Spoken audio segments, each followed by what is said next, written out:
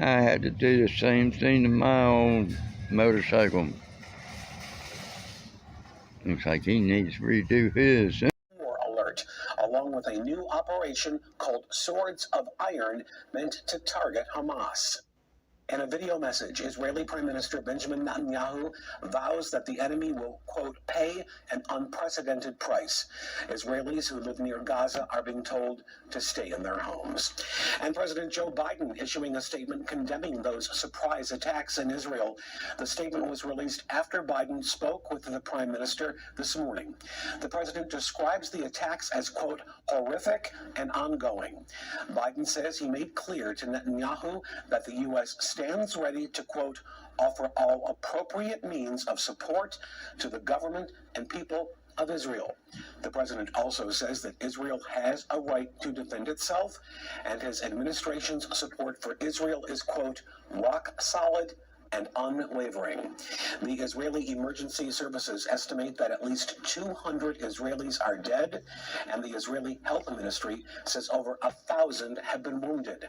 The Palestinian Health Ministry says nearly 200 Palestinians are dead, and more than 1,600 are wounded. Disability rights advocate. Got a big old pothole. I think it's Claiborne Terrace. And out there is Ponce de Leon, Majestic, and there's an address right there. I'll have to see what it is. In southern Israel, the fighting continuing at this hour. Palestinian militants launching the thousands of rockets shortly after daybreak. Israel responding. Prime Minister Benjamin Netanyahu declaring a state of war, vowing revenge. The Israel Defense Forces has said its troops are fighting in more than 24 locations.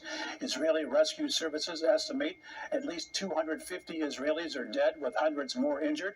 More than 200 Palestinians have been killed, more than 1,600 injured, according to the Palestinian Health Ministry. Today's assault comes on the 50th anniversary of the 1973 war, in which Arab states blitzed Israel on Yom Kippur, the holiest day of the Jewish calendar. In the face of these hostilities, world leaders expressing support for Israel, including President Biden, with remarks this afternoon.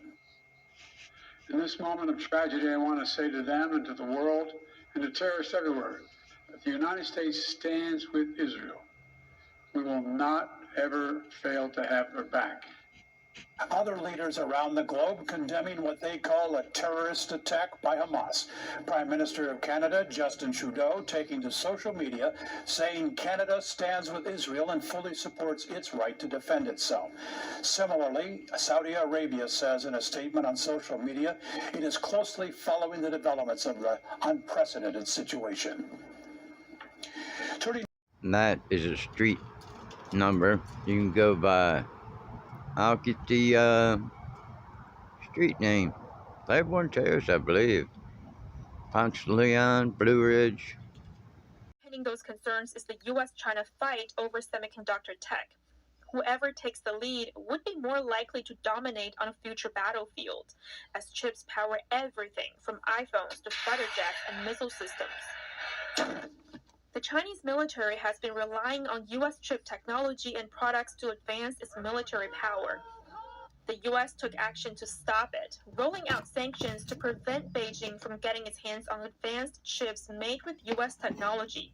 Back to the RISC-V technology, China has been investing in it in an effort to get around U.S. sanctions and become self-sufficient.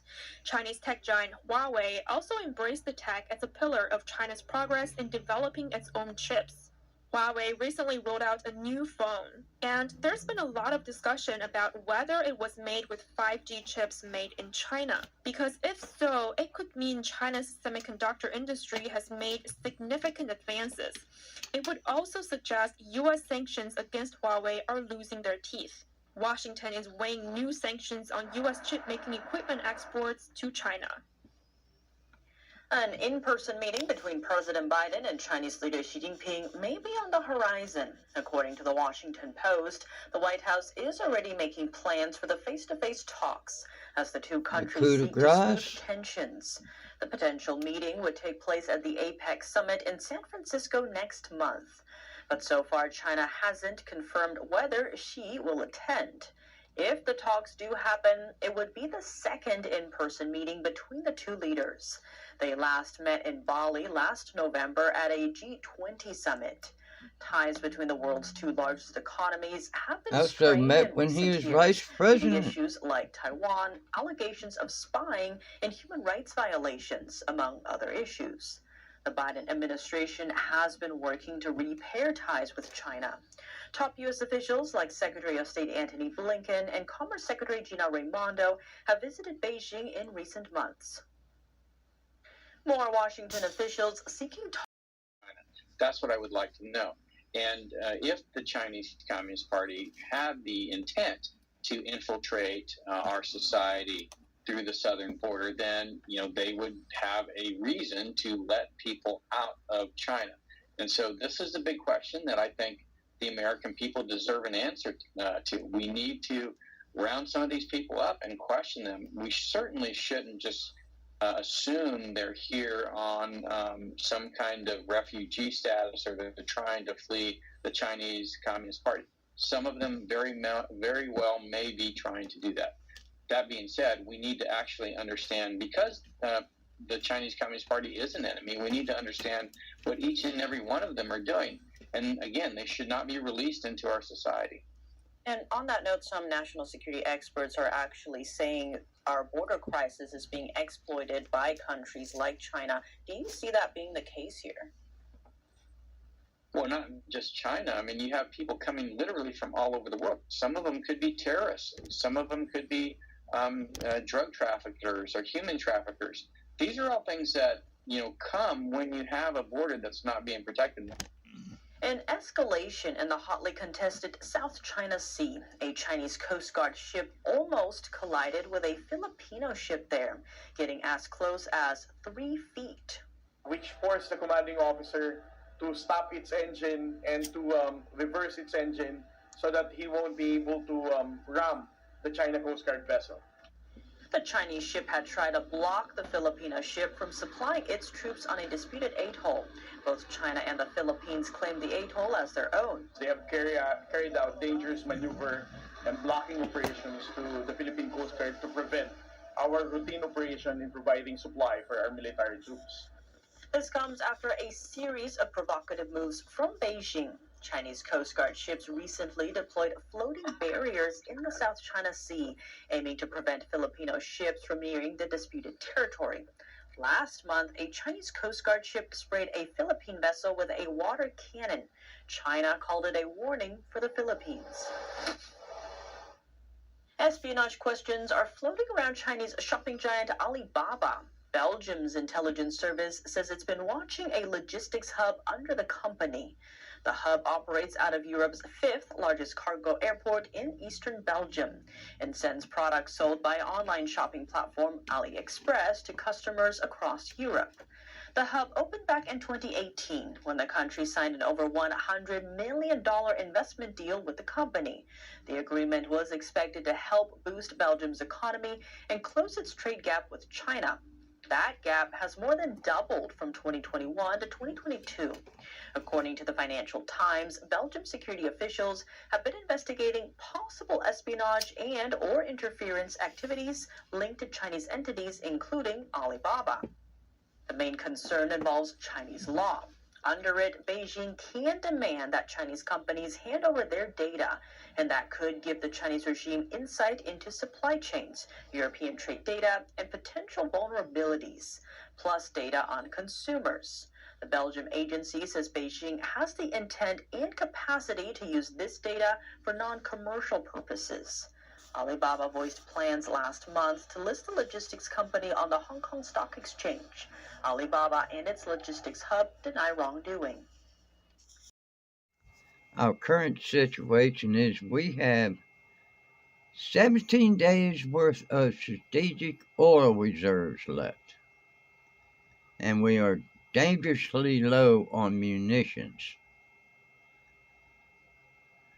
And this is happening on Joe Biden's watch.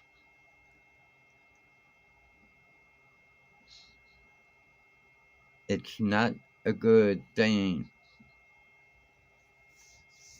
Not good at all. You got Ukraine, you got to worry about the Baltics, you got to worry about the Middle East, you got to worry about North Korea, Taiwan, mainland China, an evil trinity, China, Russia, and a terrorist organization. The evil trinity. Counteroffensive against Russia's invasion, with some in Congress now calling for a halt to billions in military support. We take a closer look at the progress on the front line and ask, when might this brutal war be over? International correspondent Ryan Thompson sitting down with a retired Ukrainian army colonel to get a better idea. It's been 4 months since President Volodymyr Zelensky officially declared that Ukraine's military counteroffensive had begun against Russia. This has been a carefully coordinated plan to weaken Russia's military and captured occupied territory that has been in their hands. It's come with the aid of billions of dollars in Western-made weapons, and as we've reported, many of those have come from Washington. What? The front line of today is in the east and the south, far from the capital Kyiv. But it hasn't moved much since the counteroffensive began in June, with Ukrainian forces recapturing only around 143 square miles this year, down from 20,000 in 2022. Part of the problem are wide open fields that are lined with Russian mines, trenches, and other deadly blockades. Our enemy managed to prepare thoroughly while we were gathering our strength, which took time. This creates an impression that we're trying to break through and seem to be standing still. In reality, there are significant changes happening on the front lines in terms of the defensive capabilities of the Russian army.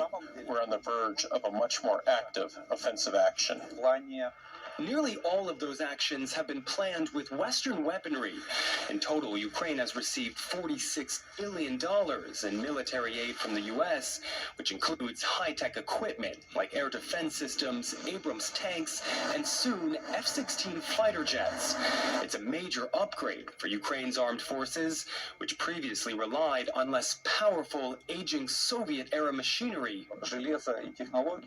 Better technology and weaponry consistently outperforms more manpower. But the Russian army is large, and that's its primary advantage today. However, with our transition to Western weaponry, the advantage is shifting to our side. Pending those concerns is the U.S.-China fight over semiconductor tech.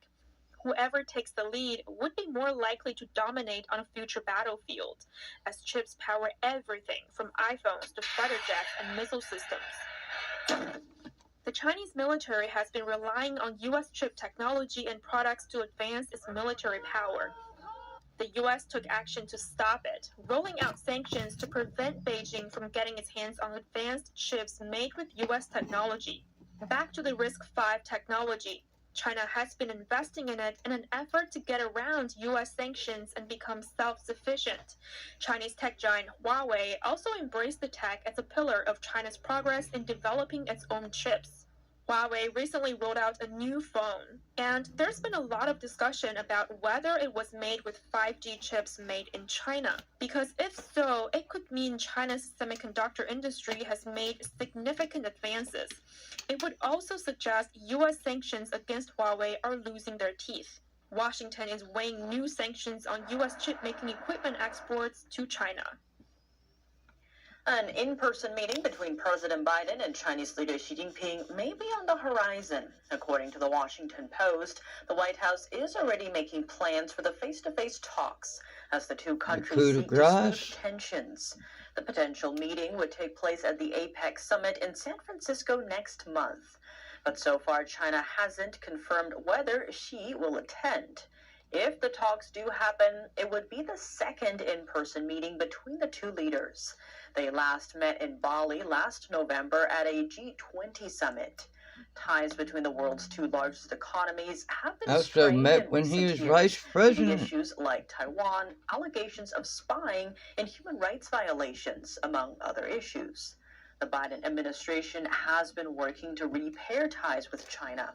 Top U.S. officials like Secretary of State Antony Blinken and Commerce Secretary Gina Raimondo have visited Beijing in recent months. More Washington officials seeking members.